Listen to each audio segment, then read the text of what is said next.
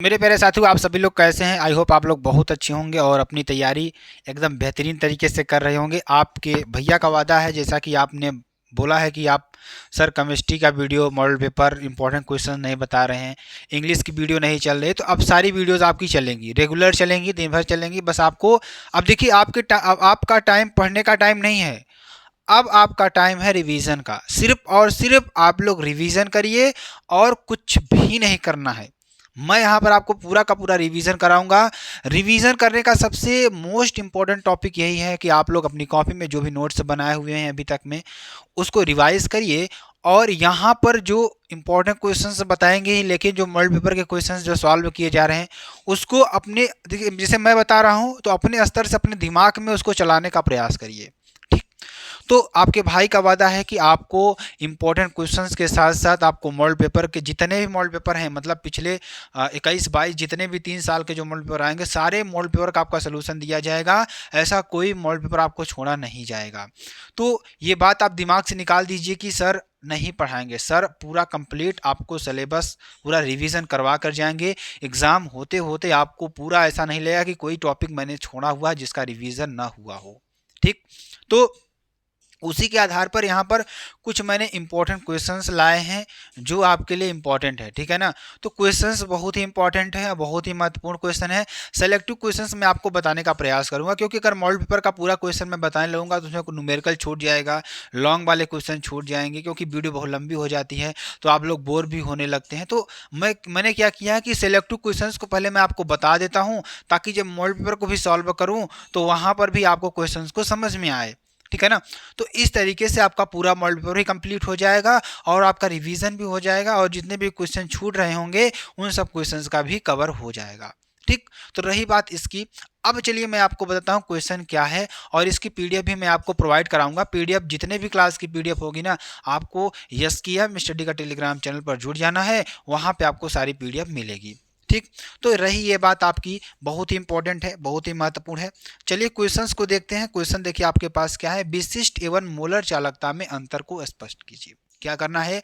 विशिष्ट एवं मोलर चालकता में आपको अंतर को स्पष्ट करना है कि आखिरकार हमें विशिष्ट चालकता और मोलर चालकता होती क्या है, उसके बारे में थोड़ा समझना है। तो देखिए, ये सारे क्वेश्चन पूछे हुए क्वेश्चन है। मैं आपको इंपॉर्टेंट क्वेश्चन, सिलेक्टिव क्वेश्चंस कराऊंगा जो एग्जाम में आपके जरूर आएंगे। ठीक है ना? तो विशिष्ट एवं मोलर चालकता में अंतर की बात करेंगे तो विशिष्ट चालकता क्या होती है और मोलर चालकता क्या होती है। तो विशिष्ट चालकता क्या होती है? विशिष्ट प्रतिरोध का व्युत्क्रम विलयन की विशिष्ट चालकता या चालकत्व कहलाता है। क्या कहलाता है? जो विशिष्ट प्रतिरोध का जो व्युत्क्रम होता है ना, इसी को हम क्या कहेंगे? विशिष्ट चालकता या विशिष्ट चालकत्व कहते हैं। ठीक, पहली बात तो ये हो गई। दूसरा पॉइंट आपका क्या होगा इसमें कि किसी विलयन के प्रति एकांक सांद्रता में, मान लीजिए कोई विलयन है, उसके प्रति एकांक सांद्रता को लेंगे हम, और उसमें उपस्थित जो विलयन की विशिष्ट चालकता की जो मोलरता होगी, उसकी चालकता होती है। ठीक है ना? अब ध्यान दीजिएगा मेरे प्यारे भैया लोग, ध्यान दीजिएगा। इसे क्या करते हैं, अगर हम विशिष्ट चालकता की बात करें तो इसे हम किससे प्रदर्शित करते हैं? कप्पा से प्रदर्शित करते हैं। इसका अर्थात इससे विशिष्ट चालकता के बराबर क्या हो जाता है? 1 विशिष्ट प्रतिरोध इंटू रो। ठीक, अगर इसे हम देखेंगे तो इसको हम किससे प्रदर्शित करते हैं? इसे लैम्डा एम से प्रदर्शित करते हैं, अर्थात मोलर चालकता। ठीक है ना? एम बराबर K/C। ठीक, तीसरे नंबर की बात करेंगे, 1 सेंटीमीटर क्यूब आयतन वाले विद्युत अपघट्ट की चालकता को विशिष्ट चालकता कहते हैं। क्या कहते हैं? 1 सेंटीमीटर क्यूब आयतन वाले विद्युत अपघट्ट की जो चालकता को हम क्या कहेंगे? विशिष्ट चालकता कहते हैं। आगे, किसी 1 सेंटीमीटर क्यूब आयतन वाले, आपको चीजों को देखना है, याद करना है, पेपर में जाकर के छाप देना है। ठीक, और यहाँ पर आपको जब आप वीडियो बार बार देखेंगे, अभी आप एक बार देख ले रहे हैं, दूसरी बार जब देखेंगे तो फास्ट फॉरवर्ड करके थोड़ा देख लीजिएगा। एग्जाम टाइम में आपकी बहुत ही इंपॉर्टेंट रोल अदा करने वाली है। ठीक, तो किसी 1 सेंटीमीटर क्यूब आयतन वाले विलयन में यदि विद्युत अपघट्ट का 1 मोल घुला हो तो उस विलयन की चालकता मोलर चालकता कहलाती है। ठीक, विशिष्ट चालकता का मात्रक ओम इनवर्स सेंटीमीटर इनवर्स है और इसका मात्रक साइमन मीटर स्क्वायर प्रति मोल होता है। ठीक है ना?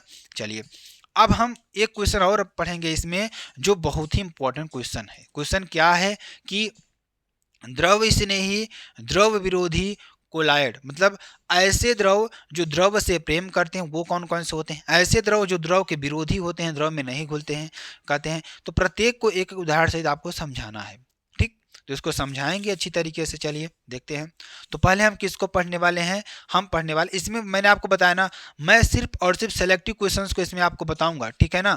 क्या बताऊंगा, इसमें मैं आपको सेलेक्टिव क्वेश्चंस को बताऊंगा ना जो आपके लिए इंपॉर्टेंट है, ठीक है ना। तो द्रव स्नेही कोलायड की बात करेंगे तो क्या होता है, वे कोलायड जो किसी विलायक के संपर्क में आने पर, वे कोलायड जो किसी विलायक के संपर्क में आने पर अति शीघ्र कोलायडी विलयन बनाते हैं, द्रव स्नेही कोलायड कहलाते हैं। जैसे ऐसे कोलायड जिसमें हम क्या करेंगे, अगर विलायक के संपर्क में, देखिए मैंने आपको विलयन चैप्टर जब पढ़ाया होगा ना तो कुछ इंपॉर्टेंट चीज़ें मैंने आपको बताई होगी। जैसे आपके लिए कोई बर्तन है, ध्यान दीजिएगा, ये बर्तन है, इसमें मैंने कहा कि एक, ध्यान दीजिएगा, एक जल है, ठीक है ना। इस जल में हम क्या किया, ध्यान समझने का प्रयास करिएगा और थोड़ा अच्छी तरीके इसको समझने का प्रयास करिएगा, ठीक। अब देखिए, अब देखिए, अगर मैं यहाँ पर, ये जल है आपके पास, क्या है, जल है, और मैंने क्या किया, ऊपर से इसमें क्या डालने का प्रयास किया, नमक डालने का प्रयास किया। अब जब इसमें हम नमक डालेंगे तो नमक क्या होगा, इसमें बहुत तेजी से जाकर के क्या हो जाएगा, घुल जाएगा, ठीक। तो जो जल होता है, आप सभी लोग बताएंगे, जो जल होता है और जो नमक है इसमें क्या क्या होते हैं। एक विलयन है हमारे पास, ठीक। इस विलयन में मैंने क्या किया हुआ है मेरे प्यारे भाई लोग, मेरे प्यारे दोस्तों, क्या किया हुआ है इसमें, हमने इसमें जल डाला और नमक डाला। तो आप हमें बताएं कि जल क्या है और नमक क्या है। तो जल इसमें क्या होता है मेरे प्यारे भैया लोग, ये क्या होता है, विलायक होता है, क्या होता है, विलायक होता है। और जो नमक होता है वो क्या होता है, वो विलेय होता है, क्या होता है, विलेय होता है। तो यहाँ पर जो कम मात्रा में है वो विलेय है, जो अधिक मात्रा में है वो विलायक है। तो इतनी बात आपको समझ में आई। तो वही चीज देखिए, किसी विलायक के संपर्क में आने पर, ठीक, जो अतिशीघ्र कोलायडी विलयन बनाते हैं, वही कह रहा है ना, विलायक की बात कर रहा है। मान लीजिए कोई सी चीज को हमने इसमें डाला, नमक या कुछ भी जाला डाला, तो वो क्या कर रहा है, बहुत तेज विलायक के संपर्क में आएगा, मतलब इस विलायक में इतनी तेजी से घुलेगा कि आपको पता ही नहीं चलेगा कब ये घुल करके नया प्रोडक्ट बन गया, ठीक।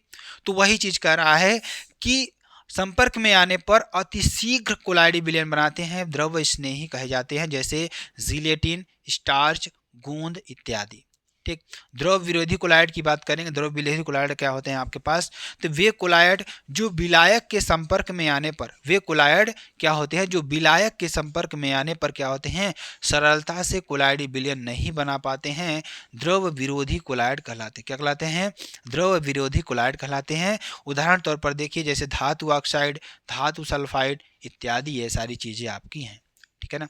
जैसे देखिए, अब देखिए मैं आपको देखिए, जैसे मॉडल पेपर करवाता हूं तो आपको न्यूमेरिकल्स को कराना मेरे लिए कठिन हो जाता है। क्यों कठिन हो जाता है, क्योंकि एक ही मॉडल पेपर में सारी चीज़ों को कराना थोड़ा कठिन हो जाता है, वीडियो लंबी हो जाती है, आप लोग बोर भी होने लगते हैं। तो इसलिए मैंने क्या किया है कि टॉपिक को ही अलग कर दिया है, ठीक। और उप सहसंयोजकों का नामकरण 2 नंबर का आता है, उसको मैं एक अलग से वीडियो बनाऊंगा जिसमें आपको पूरा अच्छी तरीके से होगा, ठीक है ना। तो आपने, जैसे मैंने वादा किया था कि सारे टॉपिक्स को मैं कवर करूंगा, तो मैं आपको कवर करूंगा, ठीक है ना। आप चलिए न्यूमेरिकल की बात कर लेते हैं। न्यूमेरिकल भी अच्छी तरीके, देखिए आपको समझना इंपॉर्टेंट है, कैसे आप समझ सकते हैं उसको, ठीक है ना। तो अब यहाँ पर ध्यान दीजिएगा, आपके लिए क्या है, बहुत ही इंपॉर्टेंट है ये भी। तो देखिए क्वेश्चन आपको दे रखा है 58.1 ग्राम NaCl में इकाई सेलों की संख्या ज्ञात करना है। आपको क्या ज्ञात करना है, इकाई सेलों की संख्या आपको निकालना है, ठीक है ना। तो ध्यान दीजिएगा यहाँ पर, जो कि आपके लिए बेहद इंपॉर्टेंट और बेहद ही महत्वपूर्ण है, ठीक है ना। तो दिया क्या है, दे रखा है कि W बराबर क्या दे रखा है, 58.1 ग्राम। W बराबर क्या दे रखा है, 58.1 ग्राम। NaCl तथा MaNaCl बराबर 58.5 ग्राम, ठीक, ये आपको दे रखा है, ठीक। तो इसमें जो W दे रखा है कितना दे रखा है, 58.1 ग्राम, और NaCl दे रखा है कितना, 58.5, ठीक। तो इसमें मोलों की संख्या बराबर क्या होता है, ये फार्मूला आपके लिए होता है, इसको आप रट लीजिएगा, पढ़ लीजिएगा, ठीक है ना। तो फार्मूला क्या होता है आपके पास, मोलों की संख्या बराबर W/M बराबर 58.1 बटे 58.5 बराबर 0.993, ठीक। अब देखिए ये चीज तो सिंपल थी, आप लोग समझ गए, कोई इसमें दिक्कत वाली बात नहीं है। भार बटे अणुभार होता है, यानी कि आपका ये हो जाएगा, कोई दिक्कत वाली बात नहीं है इसमें, ठीक है ना। तो अब चलिए यहाँ पर NaCl की एक FCC सेल संरचना में NaCl के 4 अणु होते हैं। जो FCC की जो संरचना होती है उसमें क्या होता है, NaCl के कितने अणु होते हैं, 4 अणु होते हैं। अर्थात 4 इकाई जालक मिलकर एक एकल सेल बनाते हैं। अगर 4 इकाई जालक मिलेंगे तो एक एकल सेल आपको बना देंगे, ठीक। तो तब इकाई सेलों की जो संख्या होती है 0.993 इंटू 6.023 इंटू 10 की पावर 23 इंटू 1, ठीक। तब यहाँ पर क्या हो जाएगा, सॉल्व करेंगे तो 1.494 इंटू 10 की पावर 23 इकाई सेल आपका हो जाएगा, ठीक है ना। इसमें एक क्वेश्चन को और हम सॉल्व करें। क्वेश्चन क्या है हमारे पास कि मानव शरीर में प्रोटीन का क्या कार्य है। जो मानव शरीर होती है उसमें प्रोटीन का क्या कार्य होता है, प्रोटीन के विकृतीकरण से आप क्या समझते हैं, ये आपको बताना है। तो प्रोटीन का कार्य क्या क्या होता है, चलिए उसके बारे में पहले समझते हैं। पहला नंबर, प्रोटीन का कार्य क्या होता है, पेशियों का निर्माण करती है। किसका निर्माण करती है, यह पेशियों का निर्माण करता है। शरीर में वृद्धि तथा क्षतिग्रस्त कोशिकाओं तथा ऊतकों का सुधार करता है। एंजाइम तथा हार्मोन्स का संश्लेषण करता है। रक्त व शरीर के अन्य द्रवों की क्या, रक्त व शरीर के अन्य द्रवों के पीएच पर नियंत्रण करता है। और एंटीबॉडीज के रूप में शरीर की सुरक्षा करता है, ठीक। अनुवांशिक लक्षणों के विकास एवं गति का नियंत्रण करता है, ये आपको लिख लेना है, ठीक। और प्रोटीन के विकृतीकरण की अगर हम बात करें, विकृतीकरण की, तो ध्यान दीजिएगा क्या होता है, जैविक निकाय में पाई जाने वाली विशेष त्रिविम संरचना, जैविक निकाय जो होता है उसमें पाई जाने वाले जो हमारी विशेष त्रिविम संरचना होती था, जैविक सक्रियता वाले प्रोटीन प्राकृतिक प्रोटीन कहलाता है। क्या कहलाता है, प्राकृतिक प्रोटीन कहलाता है, ठीक। जब प्राकृतिक या प्राकृत प्रोटीन में भौतिक परिवर्तन करते हैं, जैसे ताप में परिवर्तन अथवा रासायनिक में परिवर्तन करते हैं, तो जैसे पीएच में परिवर्तन आदि किया जाता है, तो क्या होता है कि उसमें हाइड्रोजन आबंधों में अव्यस्तता यानी कि अस्त व्यस्तता उत्पन्न हो जाती है, जिसके कारण गोलिका यानी गोब्यूल खुल जाती है, ठीक। तो विकृतीकरण के दौरान द्वितीयक तथा तृतीयक संरचनाएं नष्ट हो जाती हैं, परंतु प्राथमिक संरचना अप्रभावित रहती है। उबालने पर अंडे की सफेदी का स्कंदन विकृतीकरण का एक सामान्य उदाहरण है, ठीक। अगला क्वेश्चन, इसी में मैं आपको थोड़ा एक पॉइंट आउट बताऊंगा कि गैर धातु क्या है, इसके गुण आपको लिखना है, ठीक। तो ऐसे तत्व जो ताप तथा विद्युत के कुचालक होते हैं तथा धातुओं के समान चमकदार तन्य आघात वर्धनीय नहीं होते हैं, गैर धातु क्या कहलाते हैं, गैर धातु कहलाते हैं। अर्थात गैर धातु अधातु, जिसे आप अधातु कहते हैं, मुलायम तथा क्षणभंगुर प्रकृति के होते हैं, जिनमें कोई विशेष चमक नहीं होती है। जैसे कार्बन, सल्फर, फास्फोरस, हाइड्रोजन व ऑक्सीजन गैर धातु होती हैं, ठीक है ना।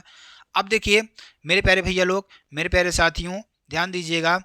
तो यहाँ पर आपको ये क्वेश्चन बहुत बार छोड़ते हुए मैंने आपको दिखाया होगा कि आप स्क्रीनशॉट ले लीजिए, ऐसे कर लीजिए, वैसे कर लीजिए, लेकिन यहाँ पर मैं देखिए इसका मेन क्लास का मेन कारण यही है कि जो क्वेश्चन मैं आपको मॉडल पेपर में छुड़वाता हूँ ना, वो क्वेश्चन मैं आपको यहाँ पर एकदम प्रॉपर तरीके से बताऊँ, ठीक।